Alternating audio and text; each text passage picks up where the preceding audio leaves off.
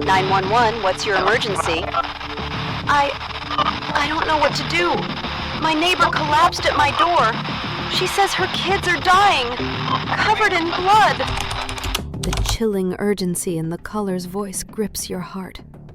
What happened next will leave you speechless. In a quiet town, where crime was unheard of, Tiffanie Lucas's life would unravel in a way no one could have imagined. Stay with us to learn the shocking details behind this tragic true crime story. This wasn't just a simple family tragedy. This was a case that would confuse investigators, tear apart a tight-knit community, and haunt a mother forever. Tiffanie Lucas, a 32-year-old mother, had always been seen as a loving, dedicated parent. A single mother raising two sons, Jayden, 6, and Maurice, 9, Tiffanie was beloved by her neighbors for her kindness and selflessness. But beneath the surface, something was changing. Her family, once the model of happiness, began to show signs of distress. Tiffany's usual energy was replaced by a dark cloud that grew thicker with each passing day. The woman who once greeted the world with a smile was now withdrawn, often silent, and constantly on edge. To the outside world, she appeared as if she was simply overwhelmed by the pressures of being a single mother. But inside, Tiffanie was fighting a battle no one could see. What friends and family didn't know was that Tiffanie had begun to lose control, emotionally, mentally, and physically. The weight of her struggles, financial strain, single motherhood, and deep emotional scars was slowly crushing her, and it was only a matter of time before the storm inside her would come crashing out. But even those closest to her never imagined how far gone Tiffanie really was. And on November 8th, 2023, the unthinkable would happen. November 8th, 2023. It seemed like just another normal morning. Tiffanie prepared breakfast for her boys, kissed them goodbye, and sent them off to school. But what followed would change everything. As the day wore on, Tiffany's behavior grew increasingly erratic. Neighbors began to notice something was off. Tiffanie, once friendly and engaging, was now wandering around her yard, her eyes vacant and unfocused. She seemed to be in a trance, disconnected from reality. At times, she would speak to herself, murmuring things that made no sense. Around 4 p.m., Tiffany's strange behavior escalated. At that point, her neighbors began to fear the worst, and by 6 p.m., the first 911 call came in. The small town of Shepherdsville, Kentucky would never be the same again.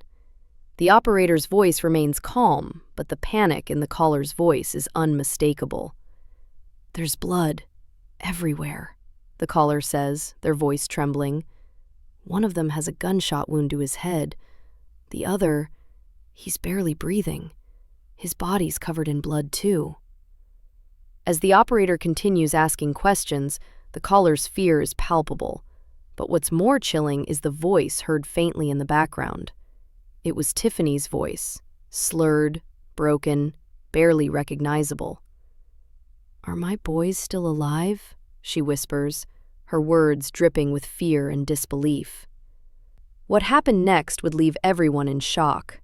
Was Tiffanie really capable of this? Stay with us as we uncover the horror that followed, a horror that would tear a mother apart and unravel a small town in the process. When police arrived at the scene, they found Tiffanie outside her home, trembling uncontrollably. Her hands were shaking, and her face was pale with shock. Inside the house, the full extent of the horror began to unfold. Jayden and Maurice were found unconscious in their bedroom.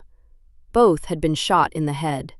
Maurice, 9, was in critical condition, while 6-year-old Jayden was barely alive.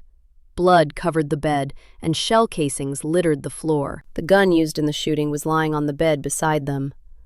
Tiffanie was rushed to the sheriff's office, still in a daze. But it was clear. The once loving mother had just shattered the lives of her 2 young children. How could this happen? What drove Tiffanie to commit such a horrific act? But this is where the story takes a darker turn. The answers weren't as clear as they seemed. Tiffany's interrogation was a nightmare in itself. She was confused, disoriented, and unable to recall the events of that night. When questioned by detectives, Tiffanie repeatedly claimed she wasn't responsible.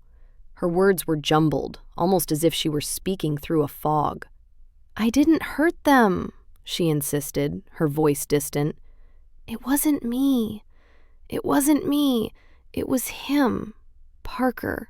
Parker did this to me." Who was this mysterious Parker?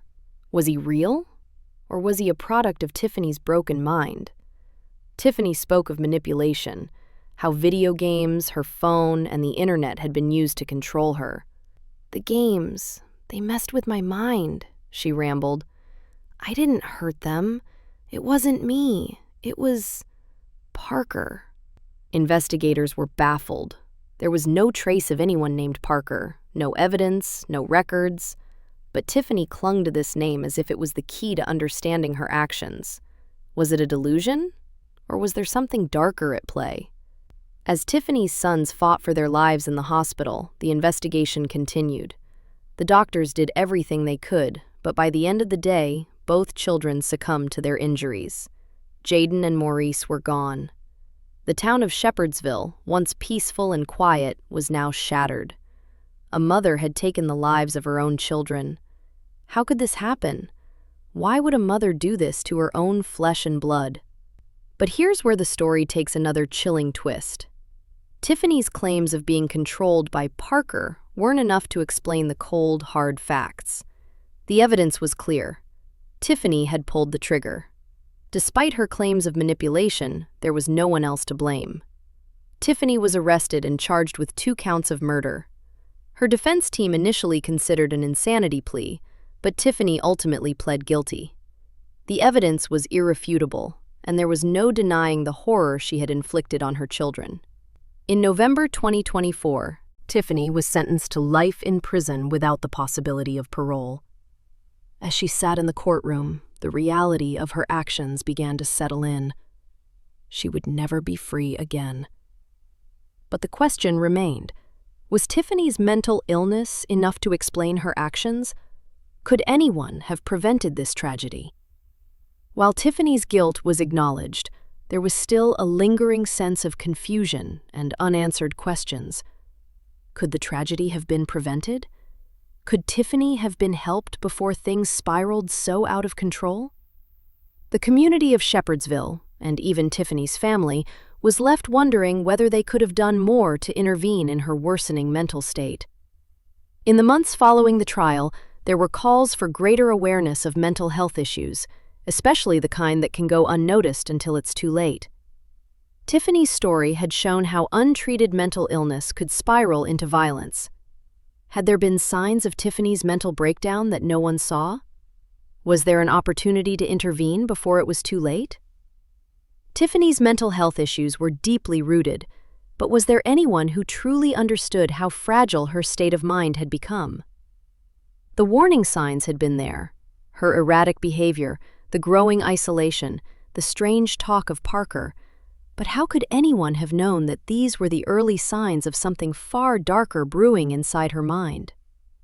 Tiffany's descent into violence was not something that happened overnight.